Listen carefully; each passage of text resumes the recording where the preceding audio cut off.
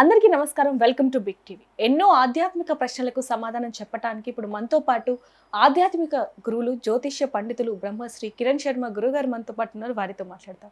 నమస్కారం గురుగారు. అఖండ లక్ష్మీ ప్రాప్తిరస్తు. గురుగారు, 2 రోజుల్లో వినాయక చవితి. వినాయక చవితి అంటేనే ఇంటిల్లి పాది కూడా ప్రతి ఒక్కరూ వినాయకుని పెట్టుకొని పూజిస్తూ ఉంటారు. అయితే అసలు వినాయక చవితి రోజు ఏ సమయానికి ఇంట్లో పెట్టుకోవాలి అంటే ఏం సమాధానం చెప్తారండి? ఒకటి ఏంటంటే వినాయక చవితి పండుగ శశాస్త్రీయమైనది, ఒకటే రోజు పండుగ, నవరాత్రులు కాదు. ఇప్పుడు చాలామంది తెలియని విషయం ఏంటంటే నవరాత్రి ఉత్సవాలు అనుకుంటారు. నవరాత్రి ఉత్సవాలు కాదు, కేవలం ఏకరాత్రి ఉత్సవం అది. సో ఏ సమయంలో చేసుకోవాలంటే సూర్యోదయానికి ముందే.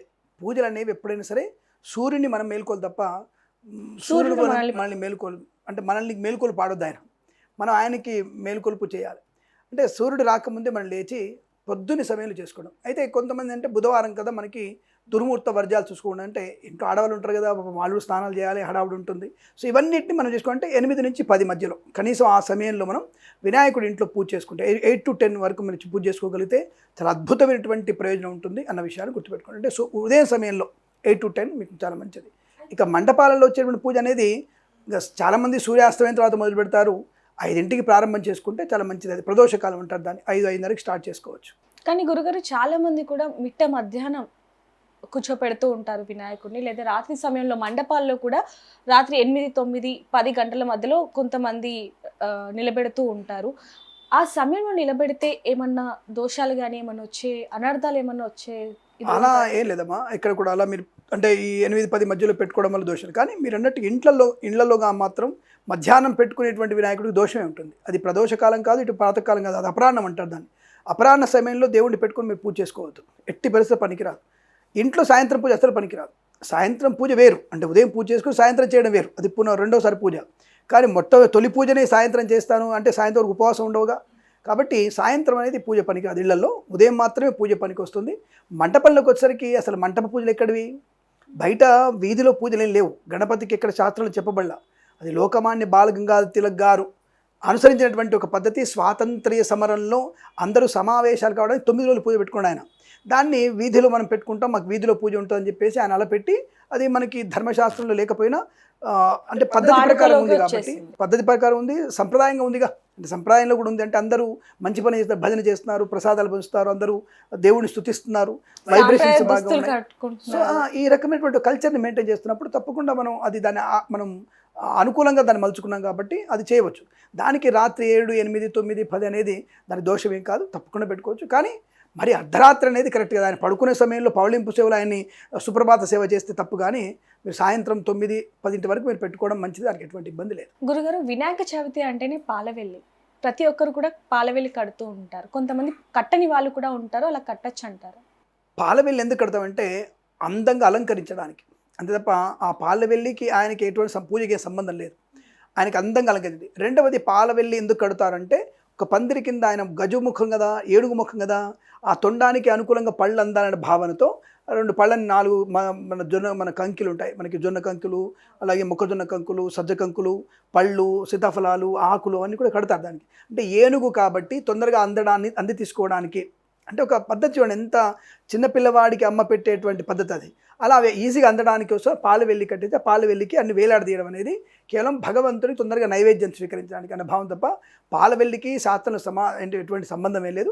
పాలవెల్లి అందంగా అలంకరించుకోవచ్చు, పాలవెల్లి లేకుండా పూజ చేసుకోవచ్చు, దానికి ఎటువంటి ఇబ్బంది లేదు. మరి మండపాల్లో పాలవెల్లి పెట్టట్లేగా, మండపాల్లో కేవలం పందిరేగా. కాబట్టి పాలవెల్లికి దానికి సంబంధం లేదు. పాలవెల్లి ఆచార సంప్రదాయం కాబట్టి దాన్ని అనుసరించవచ్చు, చేసుకోవచ్చు, దానికి ఇబ్బంది. అయితే గురుగారు, ఇంట్లో వినాయకుని పెట్టుకునే వాళ్ళు 1 రోజు లేదా 3 రోజులు 5 రోజులు పెట్టుకుంటూ ఉంటారు. అయితే అసలు 1 రోజు 3 రోజులు 5 రోజులు పెట్టుకోవచ్చు అంటారా ఇంట్లో? ఒక రాత్రి ఉత్సవమే. ఈరోజు భాద్రపద శుద్ధ చవితి రోజున మనం పూజ చేసుకొని పంచమి రోజు ఉద్వాసం చెప్పుకోవాలి.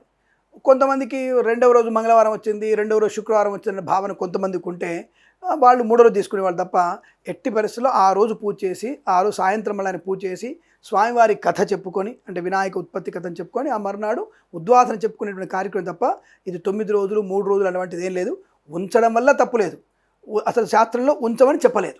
అది విషయం. ఉంచడం తప్పులేదు, శాస్త్రంలో ఉంచమని చెప్పలేదు. కాబట్టి భక్తులు వారి విశ్వాసానికి వదిలేస్తాం కాబట్టి చెప్తున్నాం కదా, ఏకరాత్రి ఉత్సవమే. ఒక రాత్రి మాత్రం ఉత్సవం, అది మర్నాడు ఉద్వాసనే. అది క్లారిటీ ధర్మశాస్త్రం చెప్పబడింది. మిగతా రోజు ఉంచుకుంటామంటే అది మీ సంప్రదాయం, మీ ఆచారం, మీ యొక్క ఇష్టము, మీ స్వామివారి అనుగ్రహంతో ఉంచుకోవచ్చు. దానికి ఎటువంటి ఇబ్బంది లేదు. అయితే గురుగారు ఇంట్లో వినాయకుడు ఉంటే మంచిదే 3 రోజులు 5 రోజులు అనుకుంటూ ఉంటారు. ఒక పాజిటివ్ ఎనర్జీ. పాజిటివ్ ఎనర్జీ ఒక బాగుంటుంది అనేది అనుకుంటూ ఉంటారు. కానీ ఆ సమయంలో పీరియడ్స్ కనుక వస్తే ఏమైనా దోషాలు ఏమైనా వస్తూ ఉంటాయంటారా? ఎలాంటి జాగ్రత్తలు తీసుకోవాలంటే? ఒకటి గుర్తుపెట్టుకోండి, ఇంట్లో ఏ పూజలైనా సరే, ఏ పూజలు జరుగుతున్నా సరే, ఏ వ్రతాలు జరుగుతున్నా ఆడపిల్లకి నెలసరి వచ్చినప్పుడు తప్పకుండా వారు ప్రత్యేక గదిలో ఉండాల్సిందే. అంటే పూజ ఆపాల్సిన అవసరం లేదు, పూజ ఆపాల్సిన అవసరం లేదు. ఆ సమయంలో ఆ పూజ కూర్చునే స్త్రీకి ఏమైనా ఇబ్బంది వస్తే కూడా తిరిగి తన పక్క రూమ్లోకి వెళ్ళిపోయి పక్కన కూర్చొని మిగతా పూజ కార్యక్రమాన్ని భర్త గారు నిర్వహించవచ్చు, పిల్లలు నిర్వహించవచ్చు, ఇబ్బంది లేదు. వాళ్ళ పిల్లలకి, వాళ్ళ అమ్మాయిలకి ఏమైనా ఇబ్బంది వచ్చింది, ఆ పిల్లని పక్కన కూర్చోబెట్టి వేరే రూమ్లో కూర్చోబెట్టేసి వీళ్ళు స్వతహాగా, అంటే ఒకవేళ అమ్మాయి అక్కడే ఏమైనా అంటుముట్టు ఉంటే మాత్రం శుద్ధి చేసుకొని పూజ చేసుకోవాలి. అక్కడ అంటుకోలేదు, తప్పకుండా దూరంగానే ఉంది అనుకున్నప్పుడు అమ్మాయిని దూరంగా కూర్చోబెట్టి వీళ్ళు పూజ పూర్తి చేసుకోవాలి తప్ప పూజ ఆపాల్సిన అవసరం లేదు. ఇంట్లో నవరాత్రులు కానీ 3 రోజులు కానీ 1 రోజు కానీ పూజ చేసుకోవచ్చు. కానీ అమ్మాయి ఆ దేవుడి గది వద్దకు రాకుండా ఉండాలి. కానీ గురుగారు చాలా మంది అపపవిత్రం, నువ్వు పూజని అపవిత్రం చేసావు అంటూ కూడా ఆడపిల్లల్ని నిందించడం ఇలాంటివి జరుగుతూ ఉంటాయి ఇంట్లో.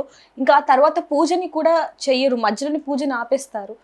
దీనివల్ల ఏమైనా ఇబ్బందికరంగా మారే పరిస్థితులు రావచ్చు అంటారా? ఇప్పుడు ఇట్లా సమాజంలో అతి చేస్తే కూడా పిల్లలకి ఇబ్బంది ఏర్పడుతుంది. అసహజమైనటువంటి వ్యక్తిత్వాన్ని పిల్లల ముందు ప్రదర్శించి అది సహజంగా వచ్చేటువంటి నెలసరి. దానికి ప్రత్యేకంగా మనం ఏదో దాచుకోవడానికి ఏం లేదు. అక్కడ సహజంగా వచ్చేది కాబట్టి ఆడపిల్లకి ఆ సమయం తెలియదు, చిన్నపిల్లల మందు ఇంకోటి. దాని గురించి అనవసరంగా హడావుడి చేసి గొడవ చేసి మనసు పాడు చేసుకోవడం అవసరం లేదు. నిదానంగా పిల్లలకి ఈ పూజా సమయంలో ఇలా ఉండాలి, మనం ఇది సంప్రదాయం, ఇలా ఉంటే మనకి గౌరవం, ఇలా ఉంటే మనకి శాస్త్రీయం అని చెప్పగలిగితే పిల్లలు వినగలిగే అవకాశం ఉంది. పిల్లలకి మనమే చెప్పట్లేదు, భయపెడుతున్నాం పిల్లల్ని. ఆ పిల్లలు భయపెట్టడం వల్ల పూజ అనేది మానేస్తున్నారు. కాబట్టి భయపెట్టకుండా, వాళ్ళని కంగారు పెట్టకుండా సంప్రదాయాన్ని వాళ్ళు చెప్తే తప్పకుండా చేస్తే అలాంటి ఇబ్బంది లేకుండా మనం చూసుకోవచ్చు. కానీ పూజలు ఆపుకోవడం, మొత్తం ఆపేసేయడం, అరవడం, కరవడం అనేది కరెక్ట్ కాదన్న విషయం గుర్తుపెట్టుకోండి. సహజంగా వచ్చే ప్రక్రియ పిల్లలకి అర్థమయ్యేట్టుగా మన సంప్రదాయాన్ని, మన సనాతన ధర్మాన్ని పాటించే విధానం చెప్పాలి. ప్లస్ వాళ్ళకి సహజంగా వచ్చేటువంటి నెలసరి కానివ్వండి, ఇతరత్ర ఏమైనా శారీరక మార్పులు కానీ వాళ్ళు చెప్పే ప్రయత్నం, ఎలా ఉండాలి, ఇలాంటి డ్రెస్ వేసుకోవాలనే విషయాన్ని, పూజ దగ్గర ఏమిటి, బయటికి వెళ్ళినప్పుడు ఎలా ఉండాలనే విషయం చెప్పితే వీళ్ళ వినగలిగే అవకాశం ఉంది. వాళ్ళకి అర్థమయ్యేట్టు చెప్పాలి, వివరంగా చెప్పాలి, అంత ఒకటే తేడా, ఇంకోటి ఏం లేదు. గురుగారు ఒక చిన్న ప్రశ్న అండి. మనం ఒక రీల్స్ చూస్తూ ఉండొచ్చు. అర్ధనారీశ్వరి ఆలయంలో ఎవరైతే ప్రధాన అక్కడ గుడిని నిర్మించిన వాళ్ళు ఉన్నారో వాళ్ళు ఒక మాట చెప్పడం జరిగింది. అంటే పీరియడ్స్ వచ్చినా సరే ఏం పర్వాలేదు, గుడికి వెళ్ళొచ్చు, దర్శనం చేసుకోవచ్చు అంటూ కూడా వాళ్ళు చెప్తున్న మాటలు బాగా హల్చల్ అయ్యాయి ఎప్పటి నుంచో. కానీ చాలామంది ఇప్పుడు దాని గురించి మాట్లాడుతున్న పరిస్థితి. అంటే వినాయక చవితి సందర్భంలో ఆ సమయంలో నెలసరి వచ్చినా పర్లేదు, పూజ చేసుకోవచ్చు అంటూ కూడా కొంతమంది చెప్తూ ఉన్నారు. అంటే ధర్మము, ధర్మశాస్త్రము, దాని వివరణ అటువంటి తెలియని దౌర్భాగ్యులు మాత్రమే. అది అర్ధనారీశ్వర దేవాలయం ఉండని, కేదార్నాథ్ దేవాలయం ఉండని, శ్రీశైల బ్రహ్మరాంబిక దేవాలయ ప్రధాన పూజారి కానీ ఇంకెవరైనా సరే ఇలాంటివి చెప్పినవాడు, బ్రాకెట్లు పెట్టుకోండి, ఎవడైనా సరే ఇలాంటి విషయాలు చెప్పినవాడు మూర్ఖుడు, వాడి జ్ఞాన పరిత్యం లేదనర్థం. అంటే కించిత్ జ్ఞానం కూడా లేదర్థం. ఆడపిల్లకి నెలసరి వచ్చినప్పుడు కూర్చోడానికి ఇబ్బంది పడుతుంది, ఆ వస్త్రధారణ అవన్నీ కూడా ఇబ్బంది పడుతుంది. ఇంగిత జ్ఞానం లేదా మీకు? కనీసం ఇంగిత జ్ఞానం లేదా? అటువంటి ఇంగిత జ్ఞానం లేకుండా పిల్లలు వచ్చినా మీరు పూజల్లో కూర్చొని చెప్పేటువంటి వ్యక్తులు వాడు బ్రాహ్మణుడు కాడు, శాస్త్రం చదువుకున్నాడు అంతకన్నా కాదు. ఎట్టి పరిస్థితుల్లో అటువంటి 4 రోజులు పూజ, 4 రోజులు 4 రాత్రులు ఆడపిల్ల నెలసరి వచ్చినప్పుడు పూజలకి పనికిరాదు, అర్హురాలు కాదు. ఆవిడ రెస్ట్ తీసుకోవాల్సిందే, దూరంగా వేరే గదిలో ఉండాల్సిందే. దానికి ఎటువంటి దానికి ఉపమానాలు, ఇంకేమైనా సలహాలు, సూచనలు, ఇంకేమైనా ఎక్స్క్యూజెస్ ఉంటాయా? అటువంటివి లేవు. అది నిర్ద్వంద్వంగా అమ్మాయి సుఖంగా రెస్ట్ తీసుకోవాల్సిందే. తన లోపల గదిలో హాయిగా ఉండవచ్చు, తన టీవీ చూసుకోవచ్చు, చదువుకోవచ్చు, ఇంకేదైనా బాగా చదువుకోవచ్చు, భగవన్నాస్మరణ చేసుకోవచ్చు. బయటికి చదవకూడదు కానీ మనస్మరణ చేసుకోవచ్చు, దానికి ఎటువంటి ఇబ్బంది లేదు. కానీ పూజలు కూర్చోడానికి ఇబ్బంది, ఏదో మీకు అయ్యప్ప స్వామి తీసుకుపోయి శానిటరీ నాప్కిన్ ఇసిరేసాం, మేము ఇక్కడే ఇట్లా కూర్చుంటాం అనేది మాత్రం అది కుదరదు. తోడకలు తీసేటువంటి స్థితి బాగా ఉంది. జాగ్రత్త, ఒళ్ళు దగ్గర పెట్టుకొని నోరు దగ్గర పెట్టుకుంటే మంచిది. ఆ నెలసరి ఉన్నప్పుడు ఆడపిల్లలు జాగ్రత్తగా ఉండాలి. పూజలు అయినా సరే నోరు దగ్గర పెట్టుకుని మాట్లాడండి, విషయ పరిజ్ఞానం ఉంటేనే మాట్లాడండి, లేదా మాట్లాడకూడదు. జాగ్రత్త, నెలసరి ఉన్నప్పుడు పూజలకి వాళ్ళు అర్హులు కారు, పనికి రారు. That's all. గురూజీ, ఇంట్లో వినాయకుని పెట్టుకున్న తర్వాత అంటే చాలా మంది ఇంట్లోనే నిమజ్జనం చేద్దాం అనుకుంటారు, మరి కొంతమంది మండపంలో ఉన్న వినాయకుని దగ్గర పెట్టుకుందాం అనుకుంటారు. ఈ రెండిట్లో ఏది మంచిది అంటారు? ఇది మంచి ప్రశ్న. ఎందుకంటే మేము కూడా మండపాల దగ్గర పూజ చేస్తున్నప్పుడు వినాయకులు చాలా తీసుకొస్తుంటారు, తొక్కుతుంటారు. పూలదండ వేయడానికి పెద్ద వినాయకుడికి తగులుతుంటాయి, కాళ్ళ దగ్గర పెడతారు, కింద పడి భిన్నం అయిపోతుంది. దీనంతటికన్నా హాయిగా మన ఇంట్లో శుభ్రంగా ఒక బకెట్లో పెట్టుకొని, మా ఇంట్లో మా అమ్మాయితో పాటు ప్రతి వినాయక చవితికి మా అమ్మాయి తల మీద పెట్టి మా ఇంటి చుట్టూ తిరిగి శుభ్రంగా మా ఇంట్లోనే బకెట్ నీళ్ళలో శుభ్రంగా గణేషుని ముంచేసి ఆ నిమజ్జనం చేసి ఆ మర్నాడు అవన్నీ కూడా కరిగిపోయిన తర్వాత ఆ నీళ్ళన్నీ కూడా మొక్కలు పోసేవాళ్ళం మేము. అంటే మా వినాయకుడు మాతో పాటు మా ఇంట్లో ఉంటాడు ఎప్పుడు కూడా. కాబట్టి ఆయన ప్రాణప్రతిష్ఠలో ఆయన తల్లిగారి దగ్గరికి వెళ్ళిపోతాడు. అంటే విగ్రహమేగా ఉంది, ఆ విగ్రహం మట్టి అంతా కూడా మా ఇంట్లోనే ఉంటుంది కదా, బంక మట్టి కానీ పుట్టమట్టి కానీ మా ఇంట్లోనే మొక్కలలో ఉంటుంది కదా. కాబట్టి మన ఇంట్లో నిమజ్జనం చేసుకోవడం శ్రేయస్కరం. కాబట్టి మట్టి వినాయకుడిని పూజించండి, మన ఇంట్లో నిమజ్జనం చేయండి. మండపంలో దేవుడి దగ్గర పెట్టినప్పుడు కాళ్ళు తగిలి కింద పడి భిన్నం అవుతున్నాయి, అది దోషం ఏర్పడుతుంది. కాబట్టి మీ ఇంట్లోనే అపార్ట్మెంట్లో ఉన్నా సరే మీ ఇంట్లో బకెట్ నీళ్ళలో ముంచి పెట్టండి. 2-3 రోజుల తర్వాత మీరు మామూలుగానే మొక్కల్లో పోసేయండి, ఇబ్బంది లేదు. శుభమస్తు. గురుగారు, చివరిగా వినాయక చవితి రోజు చిన్న చిన్న పొరపాట్లు చేస్తూ ఉంటారు, వాటి వల్ల జీవితకాలం కూడా ఇబ్బంది పడుతున్న కొంతమంది సందర్భాలు కూడా, సమస్యలు కూడా చెప్పుకుంటూ ఉంటారు మీకు. ఆ సమస్యలు ఏంటి, అవి రాకుండా ఉండాలంటే ఎలాంటి జాగ్రత్తలు తీసుకోవాలి? ఒకటి, ఇక్కడ మీరు మంచి ప్రశ్న అడిగారు. వినాయక చవితి పూజలో సులభమైన పూజ, చాలా సులభమైన పూజ. ఎందుకంటే పాపం ఆయన చాలా భక్తలోలుడు, అంటే భక్తుడికి ఇష్టమైనటువంటి వ్యక్తిత్వాన్ని ఇస్తాడు, ఇష్టమైనటువంటి వాడు. కాబట్టి ఆ భక్తులకి సులభమైనటువంటి పూజ విధానం ఇది ఒక్కటే. మిగతా పూజ కఠినంగా ఉంటాయి.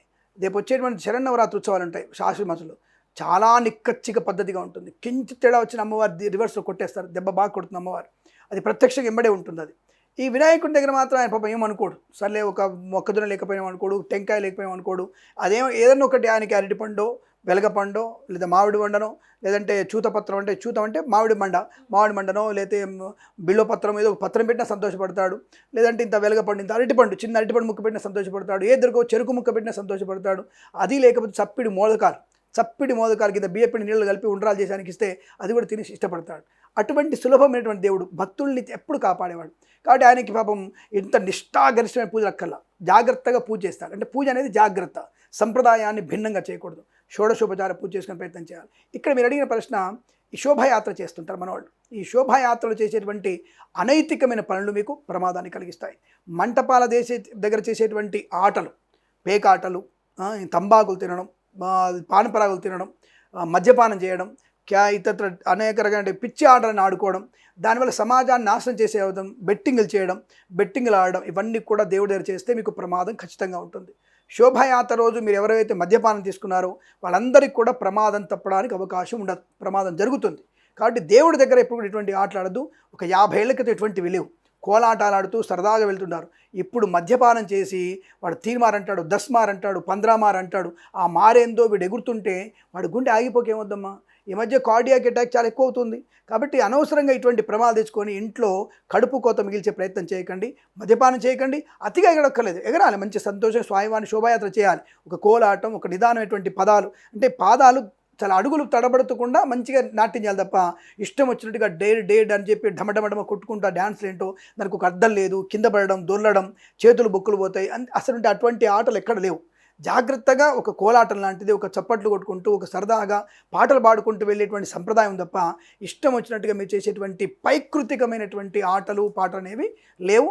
దానివల్ల మీకు ప్రమాదం పొందుకునే అవకాశం ఉంది. అటువంటివి చేయకుండా భగవన్నామ స్మరణతో శోభాయాత్ర పూర్తి చేసుకొని తర్వాత ఇంటికి వచ్చాక నీకు తాగాలనుందా తర్వాత విషయం, నీ పెద్దల అనుమతితో నీ ఫ్రెండ్తో కలిసి ఇంట్లో కూర్చొని తాగి నువ్వు ఇంట్లో పడుకొని పొద్దున్న లేచి నువ్వు ఉద్యోగానికి వెళ్ళిపో. అంత ఎగిరి అంత చేసి రాబోయే 10 రోజులు ఉద్యోగం మానేస్తున్నాడు, కాలేజీ మానేస్తున్నాడు, ఉద్యోగానికి పోవట్లేడు, అసలు ఎక్కడ పోవట్లేడు, కాళ్ళు వాపని చెప్తాడు, వాంతులు అంటాడు, విరేచనాలు అంటాడు, రోగం వచ్చి 10 రోజుల దాకా అన్నీ ఆగిపోతున్నాయి పనులన్నీ కూడా. ఈ 10 రోజుల వల్ల జీడిపి అయిపోద్ది, మనది భారతదేశ ఆర్థిక వ్యవస్థ ఆగిపోతుంది. కాబట్టి అటువంటివి చేయకండి. ప్రశాంతంగా శోభాయాత్ర చేసుకొని ప్రశాంతంగా మీరు ఉండగలిగితే అదృష్టయోగం మీకు ఉంటుంది. స్వామివారి అనుగ్రహంతో ముందడుగు వేయచ్చు, శుభం కలుగుతుంది. గురుగారు, వినాయక చవితికి సంబంధించి అనేక ప్రశ్నలకి సమాధానం చాలా చక్కగా వివరించారు. ధన్యవాదాలండి. అఖండ ఐశ్వర్యమస్తు. సర్వం Shri Mahaganapati దేవతార్పణమస్తు. For more videos like this, subscribe Big TV channel.